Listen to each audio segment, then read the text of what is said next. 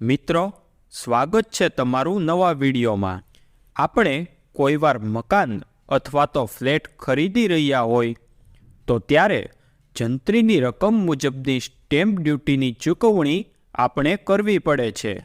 આ જંત્રીની રકમ કેવી રીતે નક્કી થાય છે તે માટે તમે અમારી ચેનલમાં વિડીયો જોઈ શકો છો, જેની લિંક નીચે ડિસ્ક્રિપ્શન બોક્સમાં આપેલી છે। હવે આ મકાન અથવા તો ફ્લેટની ખરીદી કરતી વખતે તમારે અમુક વાતોનું ખાસ ધ્યાન રાખવાનું છે। જો તમે આવી વાતનું ધ્યાન રાખશો તો તમને ખૂબ જ ફાયદો થશે, તો આ વિડીયોને અંત સુધી જોજો। અને જો તમને આ માહિતી પસંદ આવે તો વિડીયોને લાઈક કરી ચેનલને સબસ્ક્રાઈબ જરૂરથી કરજો અને તમારા બધા જ મિત્રો સાથે શેર કરજો, જેથી તેઓને પણ આ પ્રકારની માહિતી મળી શકે। જો તમે કોઈ મકાન અથવા ફ્લેટની ખરીદી કરો છો તો તેની જંત્રી મુજબની એક રકમ નક્કી થાય છે। તે રકમ ઉપર આપણે સ્ટેમ્પ ડ્યુટીની ચૂકવણી કરવાની હોય છે। હવે તેની ગણતરી કરવાના બે પ્રકાર છે। પ્રથમ, જો તમે કોઈ એપાર્ટમેન્ટમાં ફ્લેટ ખરીદી રહ્યા હો તો તેની સ્ટેમ્પ ડ્યુટીની રકમમાં તમને ખૂબ જ મોટો ફાયદો થઈ શકે છે।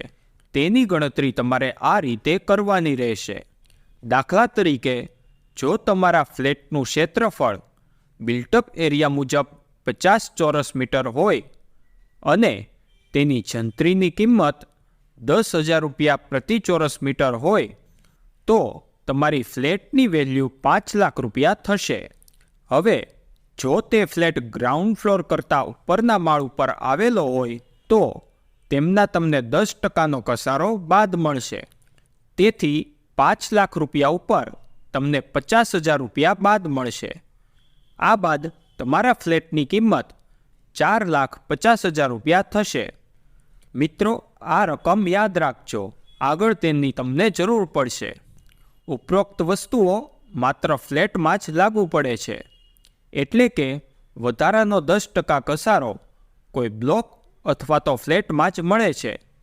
જો તમે કોઈ મકાનની ખરીદી કરો છો તો આ 10%નો કસારો મળતો નથી, પરંતુ હવે કોઈ બ્લોક અથવા ફ્લેટમાં જો બાંધકામની મંજૂરી લીધેલી હોય અને તમારા પાસે તે બાંધકામની રજા ચિઠ્ઠી હોય તો તમને તે ઉપર વધારાનો કસારો મળે છે અને તેટલી તમારી રકમ ઓછી થાય છે અને સ્ટેમ્પ ડ્યુટીમાં પણ ફાયદો થાય છે। હવે માની લો કે તમારા ફ્લેટ અથવા તો તમારા મકાનનું બાંધકામ 1999નું છે અને તમારી પાસે તેની બાંધકામની રજા ચિઠ્ઠી પણ વર્ષ 1999ની છે અને અત્યારે 2023નું વર્ષ ચાલી રહ્યું છે। માટે ફ્લેટ અથવા તો બ્લોક ખરીદી રહ્યા હો તો જંત્રીની જે કાંઈ પણ કિંમત થાય તેમાં વર્ષ 1999થી 2023 સુધીનો સમયગાળો ગણતા તમને 24 વર્ષનો કસારો બાદ મળશે, જેમાં પ્રતિ વર્ષ માટે 1.2 મુજબ ગણતરી કરવાની રહેશે। એટલે કે 1999થી 2023 કુલ 24 વર્ષનો સમયગાળો છે।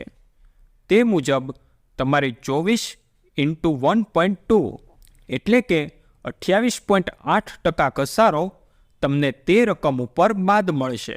તે પ્રમાણે જોઈએ તો તમારા ફ્લેટની કસારા પહેલાંની રકમ 4,50,000 રૂપિયા હતી। હવે આ 4,50,000 ઉપર 28.8% કસારો તમારે બાદ કરવાનો છે।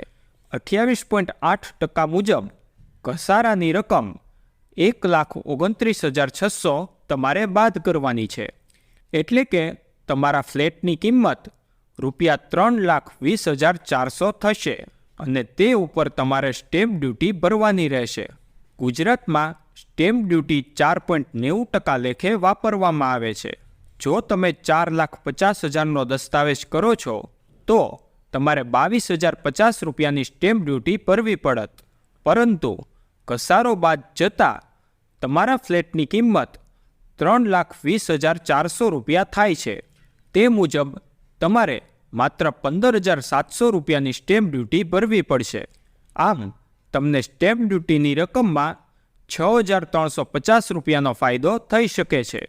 મિત્રો, જો તમને આ માહિતી પસંદ આવી હોય તો વિડીયોને લાઈક અને બને તેટલો શેર જરૂરથી કરજો અને આવી માહિતી મેળવવા અમારી ચેનલને સબસ્ક્રાઈબ કરજો.